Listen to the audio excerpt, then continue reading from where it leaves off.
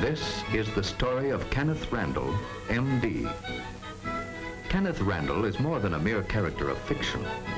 He is the personification of the spirit, the ideals, the disappointments, the sacrifices, the struggles, and the hopes of literally hundreds of physicians who throughout the years saw and what's more did something about the needs for advancement in industrial medicine.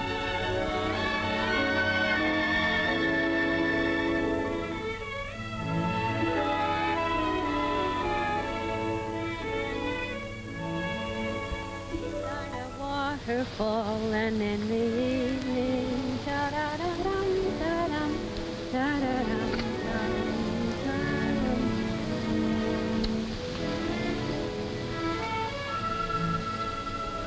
You know, Dr. Kenneth Randall, you're a very wonderful man. That's right. Yeah. And come to think of it, you're a very, well, to say the least, a very brave young woman, Mrs. Randall. Brave? Why do you say that? Why? Because you married me. Oh, but don't misunderstand. Actually, you have a wonderful catch in me. A brilliant young surgeon, fresh from an exciting career as an underpaid intern. But ready now to conquer the medical world and lay it at your feet. Ah, yes, I can see it all now. A huge banquet. All the prominent medical men in the country gathered to pay honor and tribute to Dr. Kenneth W. Randall, world-renowned, famous for his great contributions to well, something or other. Of course, you'll be there, too, as my proud little wife. Well, thank you very much for the invitation. Ah, I can hear me now, as I stand to accept the tremendous ovation and make my acceptance speech. All that I am, or ever hope to be, I owe to my little wife. Bravo! Bravo!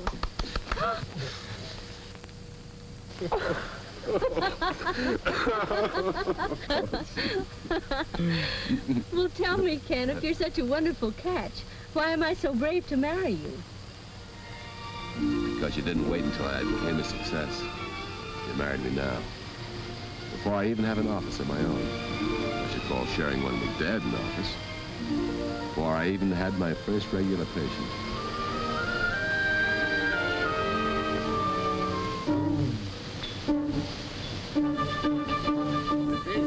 hurry.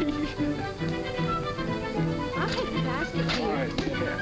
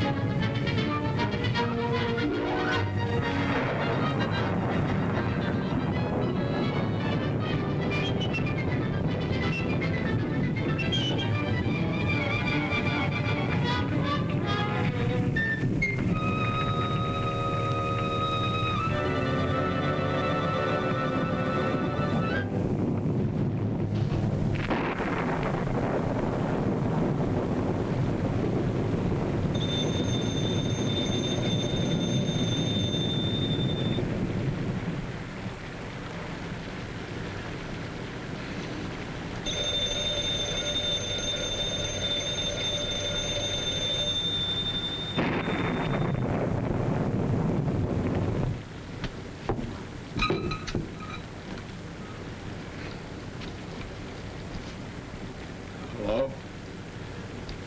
Hello? Hello? Hello? Is it a patient? Hello? There's nobody there. No wonder there's no one there. That's the doorbell ringing. Here's your robe. Oh, thank you, dear.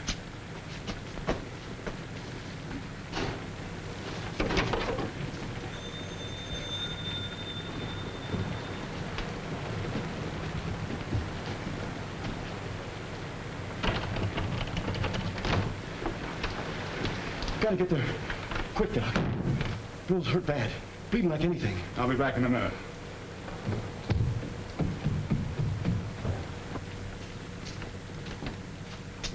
Darling, it was a patient. One of the workmen was hurt over at the mill. Oh, I'll get your clothes.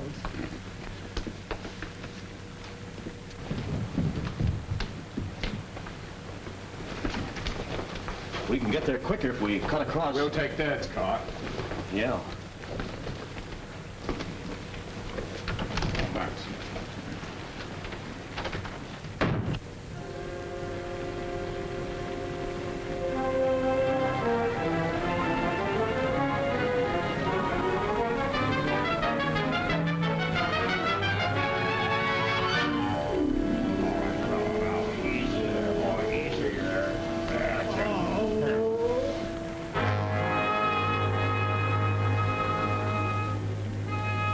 What are you doing there?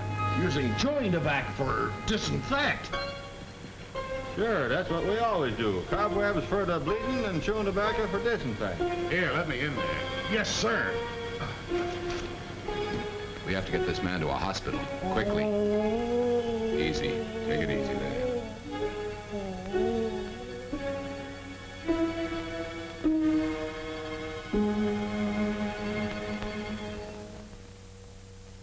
Good morning, Dr. Randall. Good morning.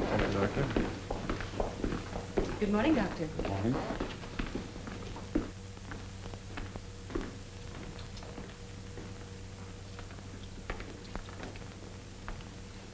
This is your chart. Here. Has my son come in yet, Miss Lane? No, he hasn't, Dr. Randall. Oh, here he is now. Good morning, Dad. Good morning, Miss Lane. Good morning. Say, Ken, I looked in on that new patient of yours just now. Fellow from the mill. I hope you don't mind. Gosh, no, Dad. What'd you think about him? Looks like he'll be all right. Husky fellow. You did a fine job. Splendid piece of surgery. Well, like father, like son, I hope, Dad. That'll take years of hard work. By the way, you'd better accustom yourself to addressing me as doctor, especially around the hospital. I'll do the same. Very well, Dad. Doctor. Excuse me, Dr. Monroe left this for you to look at before you leave. Thank you.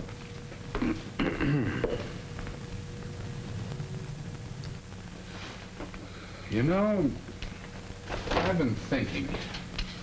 They have quite a number of accidents over there at the mill. I remember as a kid, you were always treating somebody from there, fixing a broken arm or something. Yes, my fees from that mill alone probably put you through medical school. I've been wondering if something couldn't be done about that. The accidents at the mill, I mean. It seems to me that... Well, I doubt if anything can be done about it. There are always accidents, especially in a mill. Men grow careless, something goes wrong with the machinery. Well, I don't know. It doesn't seem right to me. Isn't it part of a doctor's job to do everything he can to prevent accidents and sickness as well as to cure them? Of course, but within reason. You can't close every mill and factory in town. Now, you just concentrate on being a good surgeon and don't worry about anything else. Dr. Randall, they're waiting for you in the operating room. Thank you.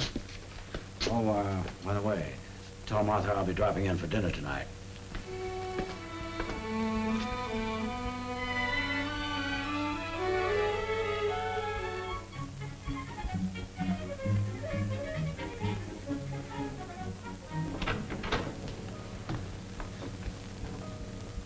The doctor will see you in just a moment. Mason, what's the matter with you fellows over there at the plant? I thought I told you to come in and have this hand dressed every day. Johnson's as bad as you are. His wound should be dressed every day, too. Yet he hasn't been in for a week. You fellows at the plant are all alike. Gosh, Doc, it ain't so easy.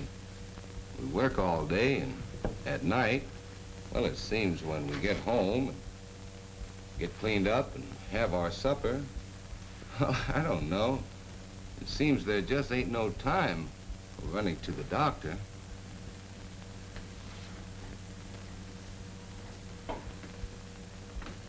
I have an idea. What time do you fellows quit for lunch? About 11:30. Perhaps if you men can't find the time, maybe I can. How would it be if I came over to the plant tomorrow at 11:30? Gee, do you think you could do that, Doc? Gosh, if you can come over to the plant, that'll help things out a lot. All right.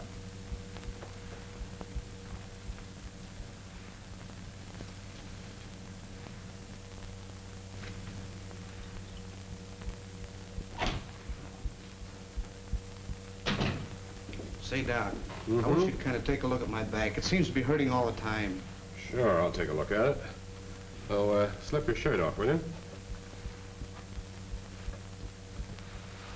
Hey, Jim, that'll fix you up. Okay, Doc, thanks a lot.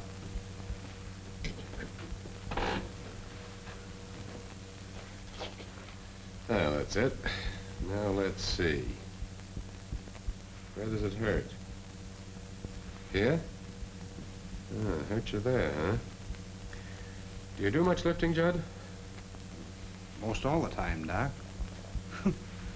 You'd think I'd be used to it, wouldn't you? How long has your back been hurting you? Well, for several months, off and on. But lately, it's been hurting most of the time. Well, how about getting transferred to some other kind of job? A job where you wouldn't have to do any lifting. Why, I've had lifting jobs all the time. Well, if you keep on lifting, Judd, that pain in your back's going to get worse. You'll be laid up, maybe for a long time. Now, my advice is go see your family doctor as soon as you're through work this afternoon. Get him to give your back a thorough examination and see what he advises you to do. Well, all right if you say so, but I thought maybe you could give me something to rub in and take the pain away. That wouldn't do any good, Judd. Now, don't put off seeing your doctor. Go see him as soon as you're through work today. Will you? Well, all right if you say so. Got a little cut in my arm, Doc. Did it this morning. As long as you're going to be around here, I thought maybe you'd take a look at it. Mm-hmm. It ain't much. Yep. This morning, huh? Let's see here. Did you dress this yourself? Yeah. I see. Sit down here, Bill.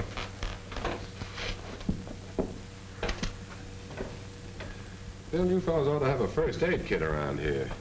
Yeah, except we wouldn't know how to use it.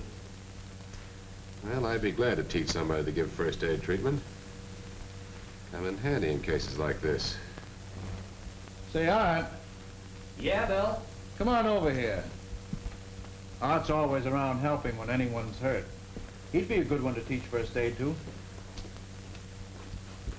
What's up? Hello, Doc Randall. Well, Doc here wants to know if you want to be his assistant. Bill suggested that you might be interested in learning a little about giving first aid in cases like this. Yeah, that'd be all right. Well, fine. I'll leave some iodine, some bandages, and a few,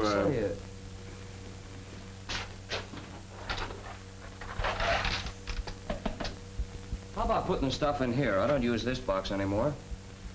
Yes, they'll make quite a medical department. Yes, quite a medical department.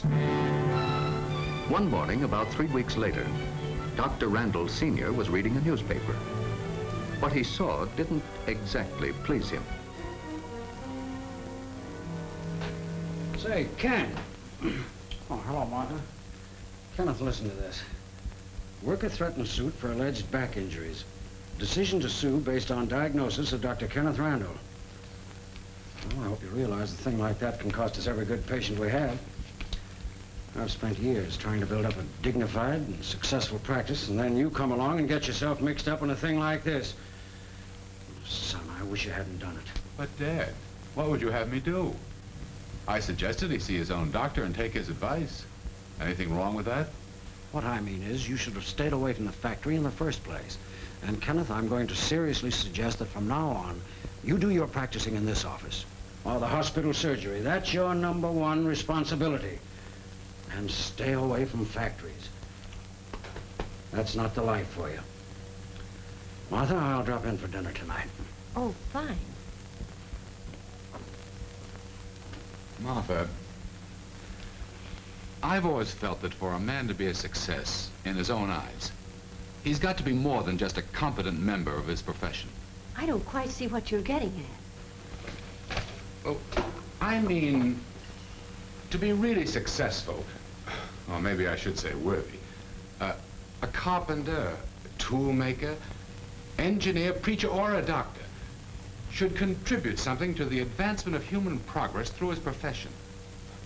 Maybe it's just finding new ways to make something better or cheaper. Maybe it's fighting and working unselfishly for a just cause. Ken, you sound just like a high school valedictorian. Well, maybe so, but I mean it. And as far as I'm concerned, I'm beginning to think that my job is doing something for the advancement of a new kind of medical practice. New? In what way? Well, new from the point of view of a doctor working to cut down sickness and accidents in the town's factories and mills. Yes, I suppose you could call it the practice of industrial medicine. But Ken, you know what your father will say. What's more important, Martha? What do you say? All that I am, or ever hope to be, I owe to my wife. In that case, I'd better do all I can to help in whatever job you undertake. How are you going to go about it? Well, right now, I don't know. I really don't know. But I'm going to do something.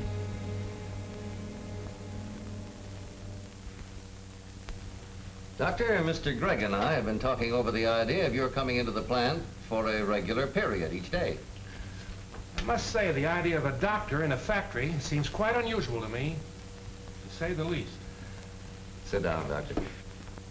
No, gentlemen, there's nothing new about a doctor in industry, and I've been interested in the idea for some time. So when you said you wanted to see me, I came right over. We heard about you treating some of the men during their lunch hour. We think maybe we can carry the plan a little further. Frankly, that was what I hoped you had in mind when you called me. You see, for the past several months, I've been doing quite a good deal of research and study on the subject of, well, I call it industrial medicine. I've been trying to find out what's already been done by others. It's been most revealing, and I might add, at times, a bit discouraging. As I said, the idea isn't exactly new. People have been trying to do something about industrial medicine for hundreds of years. Only, for the most part, very little progress has been made. But now the states are passing these workmen's compensation laws. That takes care of it, doesn't it? No, not exactly, Mr. Gregg. Industrial medicine stresses the preventive side of sickness and accidents in the factories, the mines, and the mills. Dr. Randall, as far as we're concerned here in this plant, just what would you propose, specifically? I've worked out a rather complete program. I think this would be a good start. First, the program would include a complete physical examination for every employee, a permanent and well-equipped first aid station in the plant. Third, there should Just also a minute. You know, we're running a factory here, not a hospital. I'm afraid your ideas are a little too ambitious for us, Doctor. I'm sorry, gentlemen. I only... Now, hold on, Sam. One or two of the suggestions you have here are well worth considering, Doctor. In other words, I think we can go along at least part way with you. Anyway, for a start. Now, here's what I suggest. Beginning next Monday morning, you'll make regular calls here at the plant. Say from 10 to 12. And we'll fix up a place for you to work. And I think there's merit in this idea of the first aid station. Don't you, Sam? Well, it might work out as a good investment at that. Save a lot of production time and keep the men on the job. And as far as examinations are concerned, well, we'll talk about that later. What do you say, Doctor? All I can say is it's a big step in the right direction. And now, gentlemen, if you'll excuse me, I have a few calls to make. Of course. Good day, Doctor. Good day. Doctor?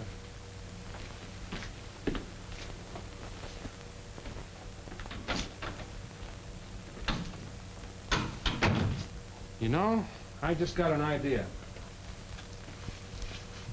There might be some advantages in this idea of physical examinations at that. At least for new employees. I'm glad you think so. Sure. A physical examination would weed out a man like Harris in the beginning.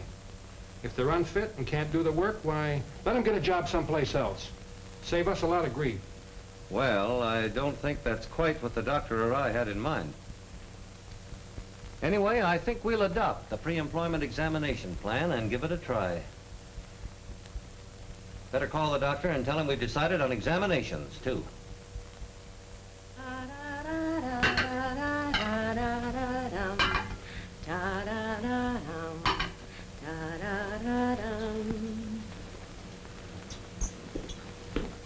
Not too much dry mustard for Dad, Ken. Yeah, I know, and not too much vinegar. Well, if I do say so myself, it's just the way Dad likes it. Say, darling, you know, this is really a celebration tonight. Old man Duncan accepted my ideas. Well, some of them anyway. I begin making regular calls at the factory on Monday. Oh, darling, you're wonderful. They even decided to try a pre-employment physical examination. First, they wouldn't go for that part at all. Couldn't see the advantages. Well, tell me, Dr. Randall, just what are the advantages of physical examinations for the employees? Why, gentlemen, they're obvious. In the first place, they protect the worker from himself. In other words, some people have ailments they don't even suspect. In that case, I'll advise them to go to their own doctors for treatments. But that's only one of the advantages. The examination also protects fellow workers from communicable diseases and so forth. But it's just as important to get people placed on jobs they're physically capable of doing. This way, we can make allowances for anybody with a physical handicap. Not just put them on any old job. At least it's the ideal way. Well, it's more than that. Seriously, Martha, I think it's a practical way to cut down on sickness and accidents due to putting some poor fellow on the wrong kind of a job. If a fellow's healthy, he's happy. And if a man's happy in his job, then... That's Dad. Now, Ken, whatever you do, don't talk about your industrial medicine during dinner. Okay, sweet, I won't start an argument.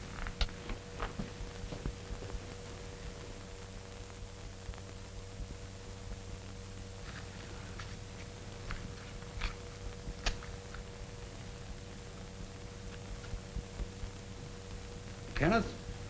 Yes, Dad? I had a phone call this afternoon. It was meant for you. Well, that's not unusual, Dad. We often get our calls mixed. This was Sam Gregg at the factory. Oh, well, he probably wanted Won't to know you have about... some more coffee, Huh? Ken? Oh, no, thanks, Mom. I gather from what he said, you decided against my advice. You're going to be Kenneth Randall, the factory doctor. Well, I'll admit it doesn't sound very fancy. Does that mean that you're giving up your practice? Just as you're beginning to make a name for yourself? Certainly not. I'm merely going to expand. I'll only be at the factory for a few hours each morning. Expand in a factory? What about your regular patients? You can hardly expect them to come to a doctor who's out wrapping sore fingers in a factory. Dad, you don't seem to see what it is I'm trying to do. It's what you call industrial medicine. Yes, I know. All very fine and noble. But that's not the job for you. Leave it for someone else who can pay the price. You concentrate on being a good surgeon. What do you mean, pay the price? Do you think patients like Mrs. Carter-Wellman will want a factory doctor for their physician? Somehow, Dad, I don't care what Mrs. Carter-Wellman or anyone like her thinks. Well, I do. I've spent years making my name an important one in the medical profession. Not only in this town, but throughout the state. I've looked forward to the day when I could hand my practice over to you. And I can't conceive of your deliberately throwing away an opportunity like this for the doubtful security of becoming a salaried member of a factory staff. I can think of no better way for you to tear down the work I've done and besmirch the name I'm proud of. It's my name too, Dad. And I certainly have no intention of besmirching it in any way. Frankly, I don't see... Well, you should see. I've told you often enough. If you don't care anything about yourself, your practice, or me, then think of Martha. You owe something to her. But, Father, I advised Ken to go ahead with what he wanted to do. Well,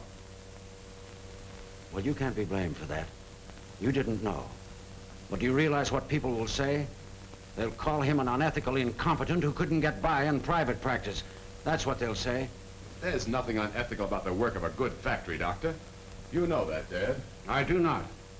In my personal opinion, the whole idea is unethical. Why? Because you think it's new, untried? Not only that, you'd be working with some other doctor's patients. You couldn't steal them all away. That's not fair, Dad. I'd never interfere with another doctor's private practice, and you know it. Well, yes. But I'd be the only one who does know it. And here's something else. You or no other man can serve two masters. What do you mean by that remark? You can't be loyal to your patients and at the same time be loyal to the man who's paying you a salary. And believe me, there'll be many times when you'll have to make decisions based on that very thing. I'll bet you never even thought about that. No, I haven't thought about that. I haven't had to. Well, you will. Mark my words. Well, when I do, my first allegiance will be to my patients, to humanity, to the community. What about Duncan and his stockholders? Don't forget, they'll be paying you. You'll be working for them. I don't consider it that way. Well, then on top of everything else, you're not even being honest with yourself. Oh, yes, I am.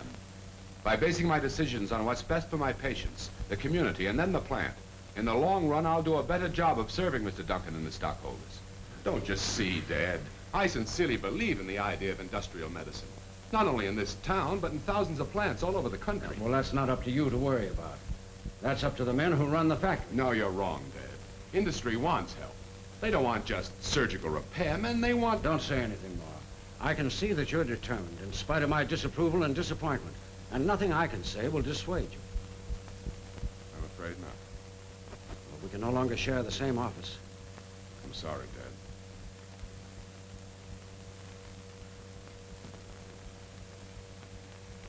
Good night, Martha.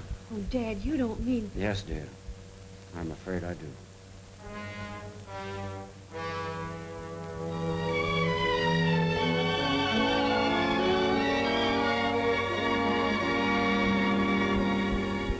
And this was only the first of the many bitter disappointments, conflicts, and sacrifices that came to the young doctor who had made his decision to become an industrial physician. Most of the conflict, like the basis of all trouble, was just misunderstanding. In the beginning, the workers themselves resented the physical examinations, and many submitted only under protest. Some of the foremen were short-sighted and resisted special job placement recommendations for handicapped employees. They said, I'll let him stick to his pill. We'll run the plant. We'll place them in where we decide. and while time solved most of the old problems, it also brought many new ones. For instance, there were cases where a man was suddenly taken sick on the job. Naturally, he was brought to the doctor in the plant. What happened, boys? I don't know. He just fainted. Okay, thanks.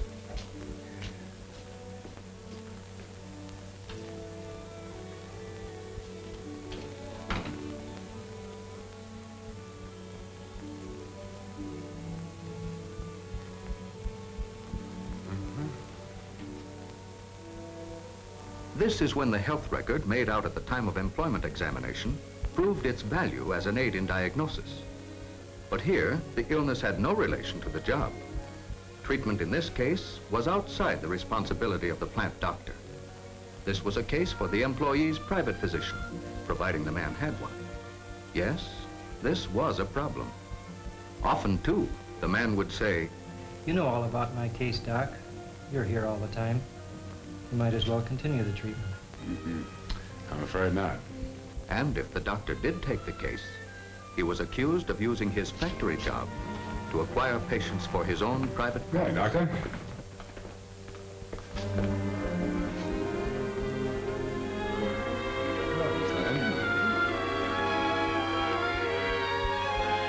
Call him an unethical incompetent and never be able to steal them all.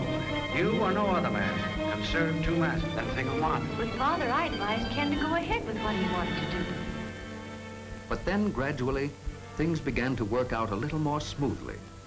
The workers and their families began to recognize the true benefit and respond to the sincerity, the medical skill, the ethical practices, civic cooperation, and the good judgment of the factory doctor. And even the other doctors in town were beginning to realize that instead of stealing patients away, Dr. Randall was actually sending more and more of them to their own physicians. They gradually realized that Dr. Randall was not only improving the health conditions in the factory, but working for the benefit and general health of the community as a whole. Slowly, the cloud of misunderstanding was beginning to lift.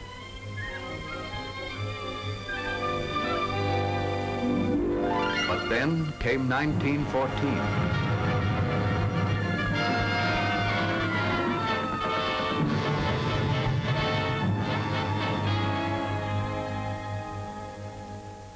So, like thousands of other young physicians, Kenneth Randall answered his country's call.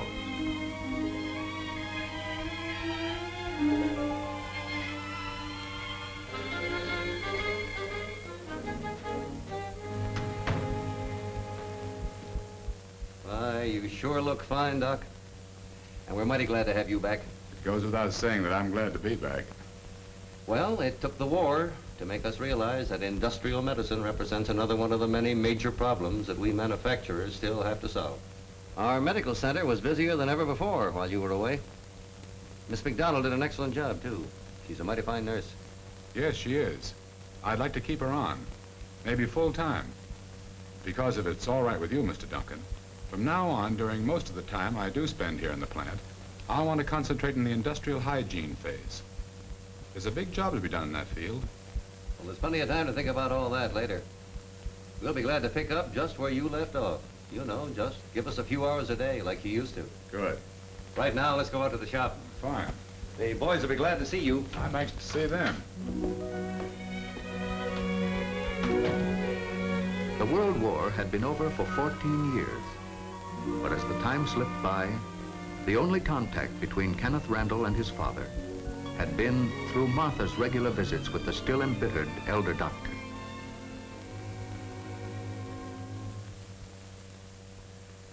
Yes, Father. Right after the war, things were a lot different. But as you know, Ken started right in and worked harder than ever in his private practice, as well as in his industrial medicine. Oh, things had changed a lot, and he didn't have quite as many difficulties as he'd had in the pre-war days. But there was one thing that still troubled him. What was that? Well, shortly after he came back from France, he was interviewing applicants for jobs at the plant. There was a young returned soldier in his office who had come to Ken with a problem. So you were in the Battle of Amman, huh? Sure was. That's how I picked up this shrapnel. And, Doc, I just gotta have a job. It seems that every place I go, they hang out the no help wanted sign. Yes, I know.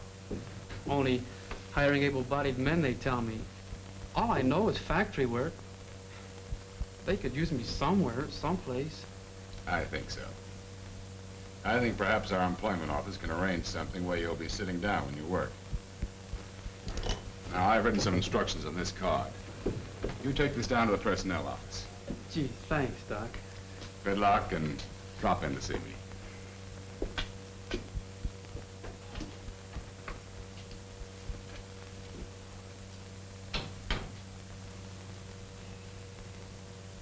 I'm sorry, soldier. Really, I am.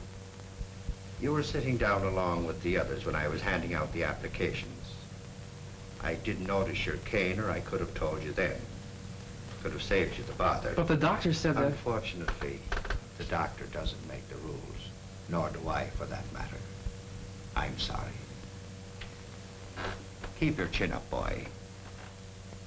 You'll find something besides factory work.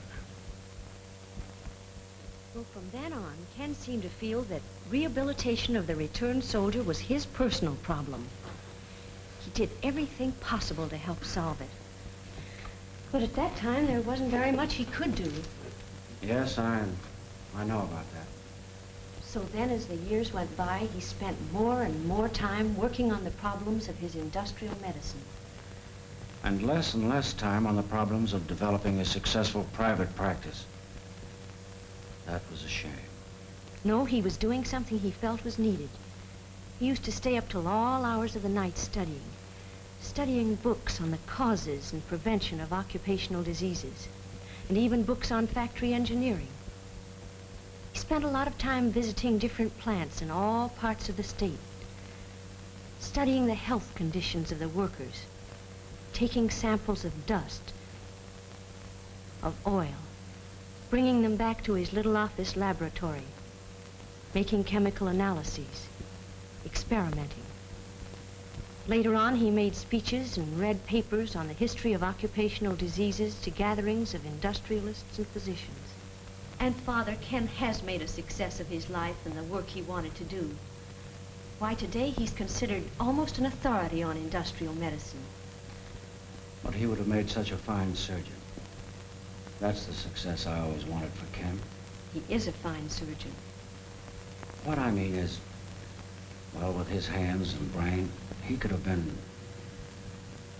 Oh, what's the use of talking?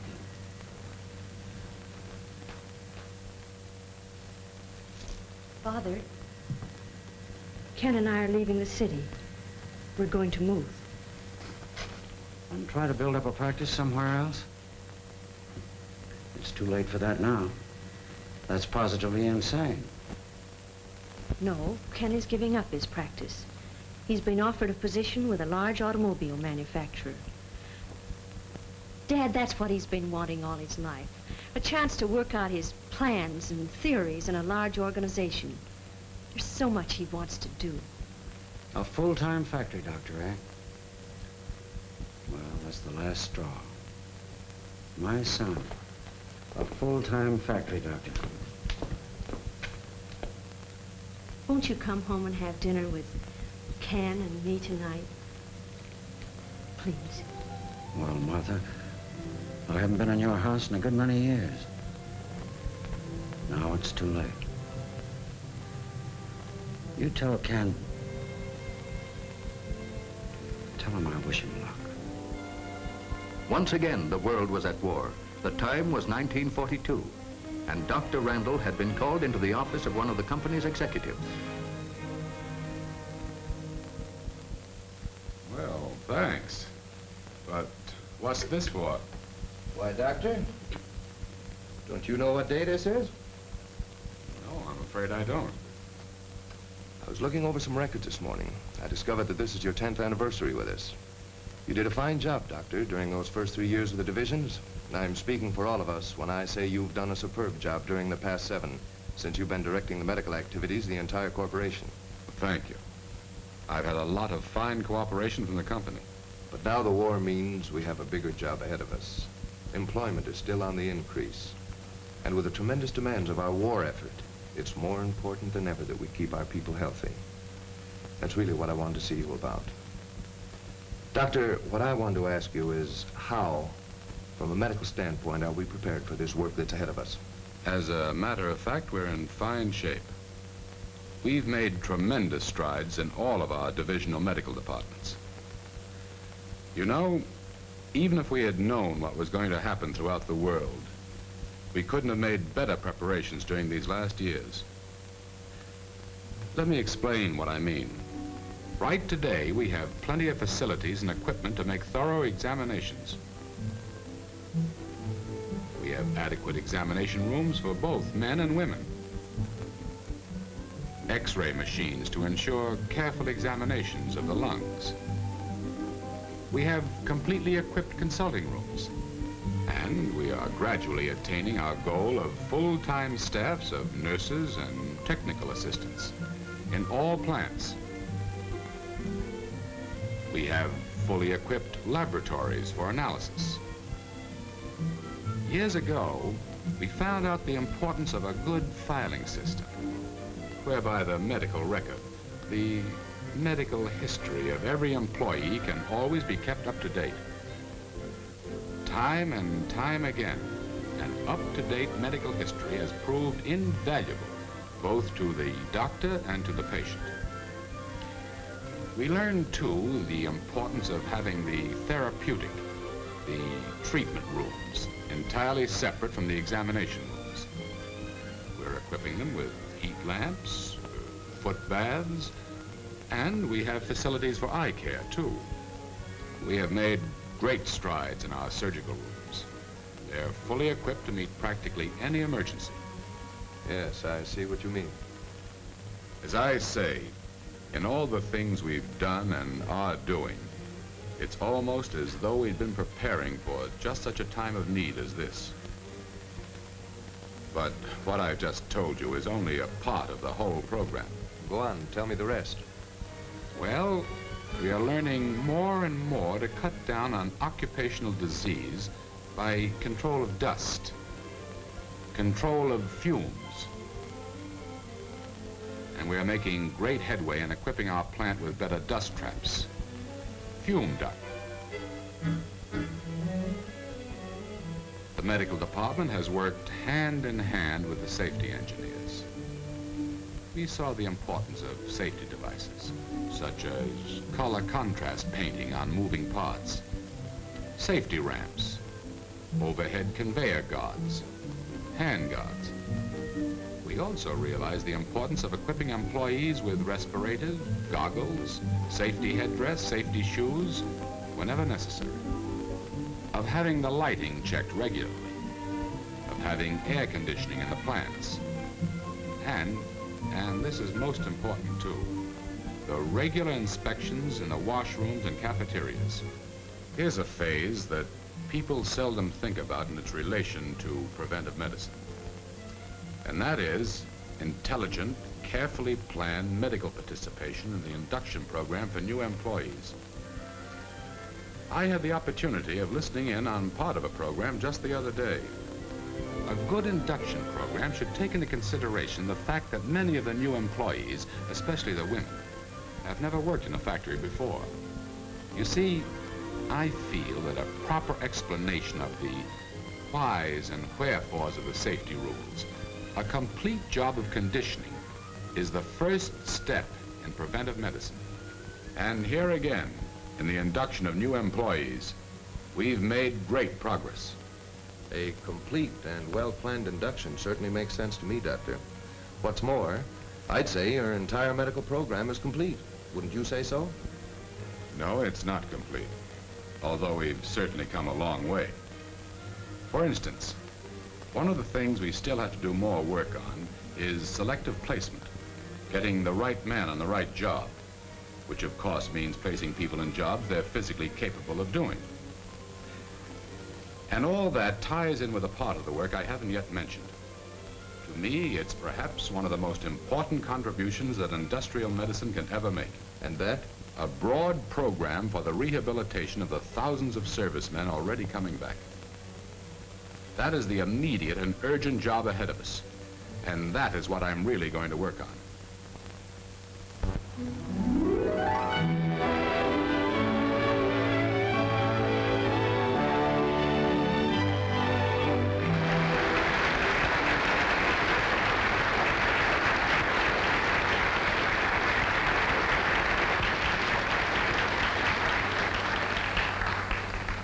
Once again, we of the American Association of Industrial Physicians and Surgeons are assembled to present our annual award to the man who, during the past year, has made the most outstanding contribution in the field of industrial medicine.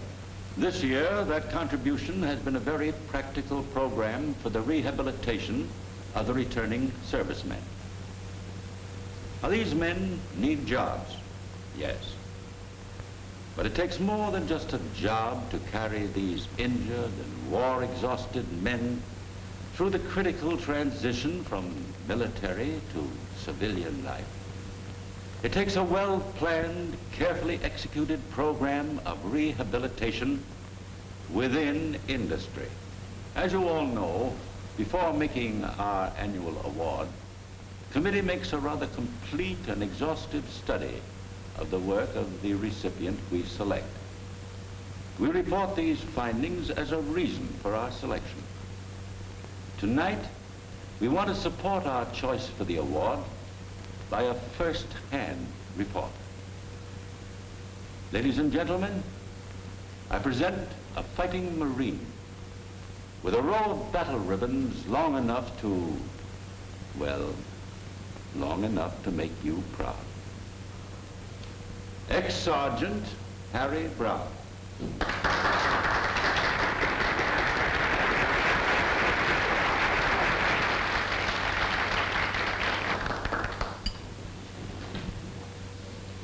I thought I'd seen a lot of doctors when I was overseas, wounded, but tonight, wow. And all looking right at me.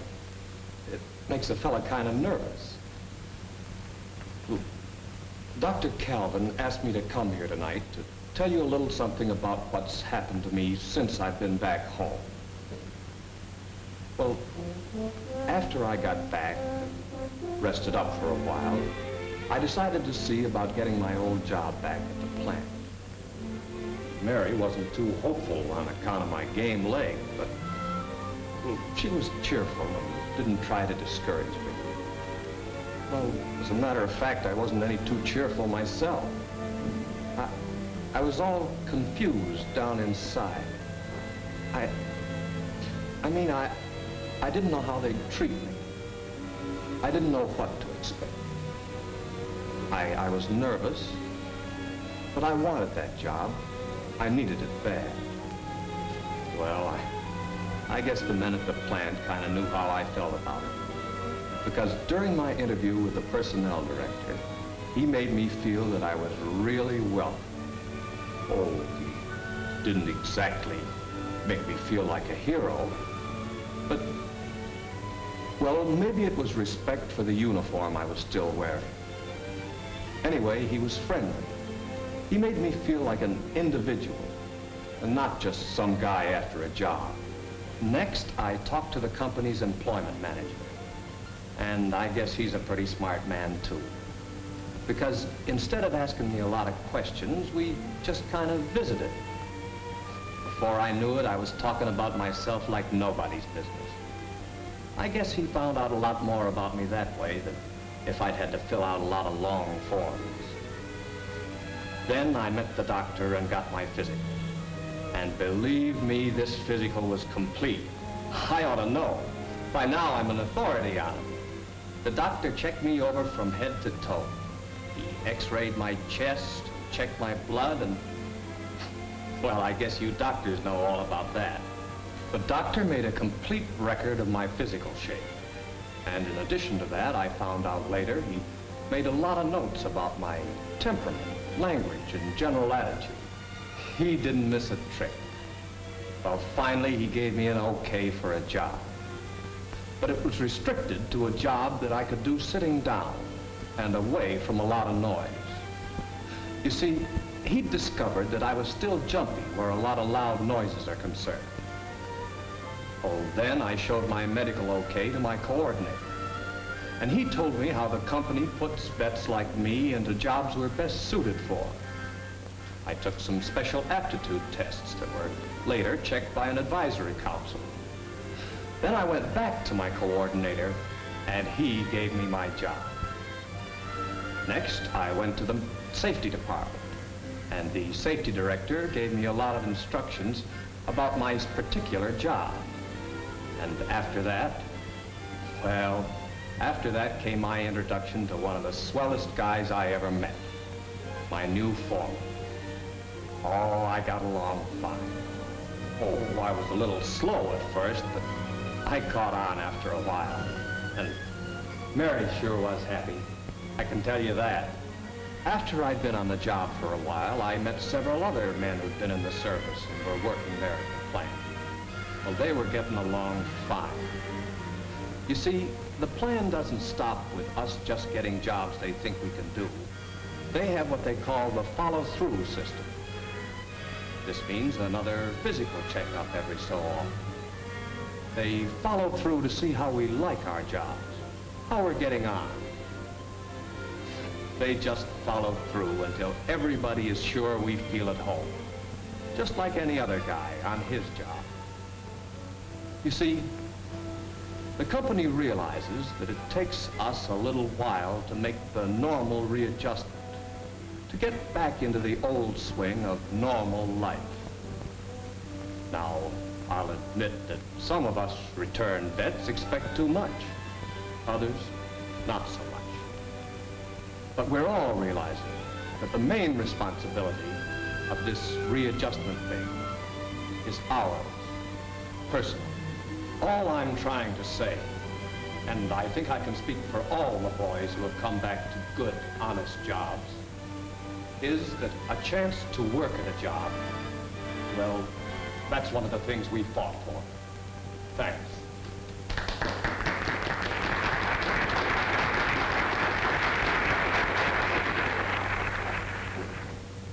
Ladies and gentlemen, I don't think I need say any more as to the value of the work that's been done in the industrial rehabilitation program. Many men throughout the nation have done and are doing superb jobs in industry's rehabilitation program. Their work has been splendid. However, it is my privilege and my pleasure to present the association's annual award to the man who has made not only the year's greatest contribution to industrial medicine for outstanding work in veterans rehabilitation, but a man who has, throughout the years, been a pioneer, an inspiring leader, a builder in the cause of industrial medicine. I present Dr. Kenneth W. Randall.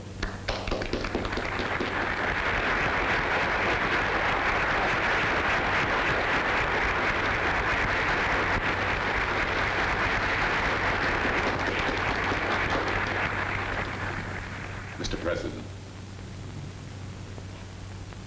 ladies and gentlemen,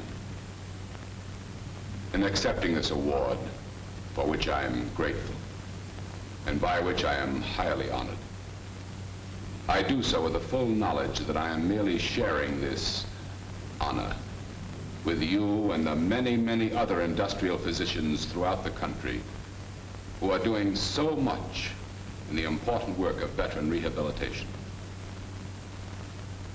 And as for me being a pioneer in industrial medicine, well, maybe we all were, and still are for that matter. We've come a long way, a long, long way. The history of modern industrial medicine has been a full one. And when I think back over the years... Well, thanks. But what's this for? And Doc, I just gotta have a job. It seems that every place I go, they hang out the no help wanted sign. Yes, I know. I can see that you're determined, in spite of my disapproval and disappointment. And nothing I can say will dissuade you. I begin making regular calls to the factory on Monday. Darling, you're wonderful. Yes, I make quite a medical department. Yes, quite a medical department. Using chewing tobacco or disinfect. Sure, that's what we always do. Ah, yes, I can see it all now. A huge banquet. All the prominent medical men in the country gathered to pay honor and tribute to Dr. Kenneth W. Randall, world renowned, famous for his great contributions to, well, something. Of course, you'll be there, too, with my proud little wife. Well, thank you very much for the invitation. I can hear me now, as I stand to accept the tremendous ovation and make my acceptance speech.